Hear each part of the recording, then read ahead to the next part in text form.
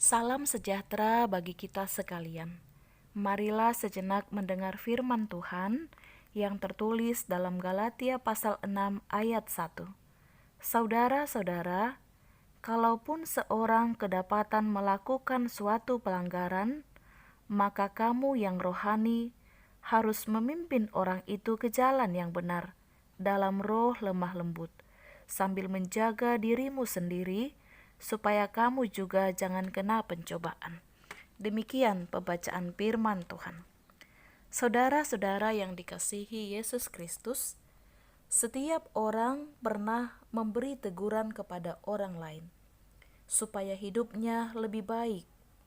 Teguran disampaikan karena adanya pelanggaran yang harus segera diperbaiki agar tidak menyimpang dari hal yang benar.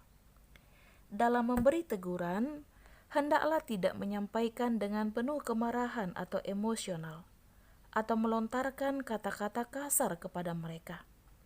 Karena menegur bukan mengarahkan kepada pembencian, tetapi nasihat untuk menghantarkan kita ke jalan yang benar.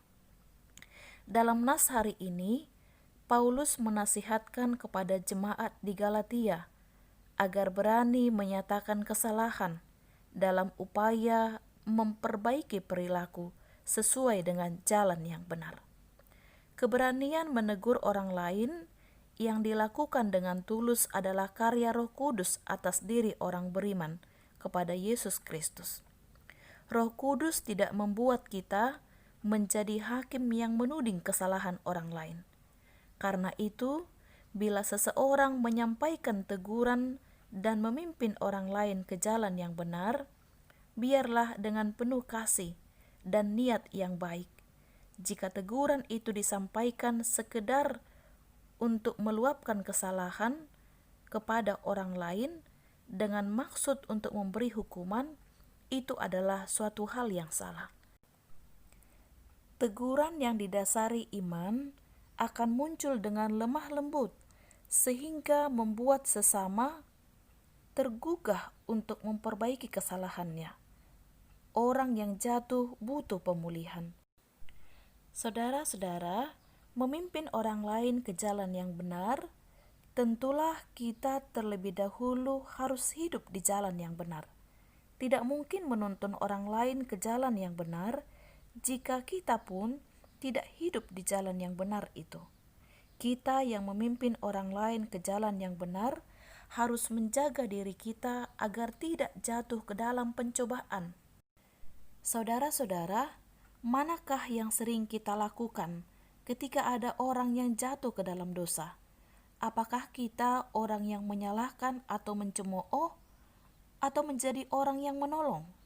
Kita yang rohani seharusnya membimbing dan mendoakan orang yang jatuh ke dalam dosa, agar ia kembali ke jalan yang benar. Marilah kita saling menegur dengan penuh kasih dan lemah lembut apabila ada orang yang kedapatan melakukan kesalahan. Amin, marilah kita berdoa. Ya Allah Bapa kami yang di surga, kami bersyukur dan berterima kasih kepadamu, karena Engkau membimbing kehidupan kami hingga pada saat ini. Bahkan Engkau menuntun kami ke jalan yang benar. Tuntunlah kami Tuhan, untuk melakukan yang seturut dengan kehendak Tuhan.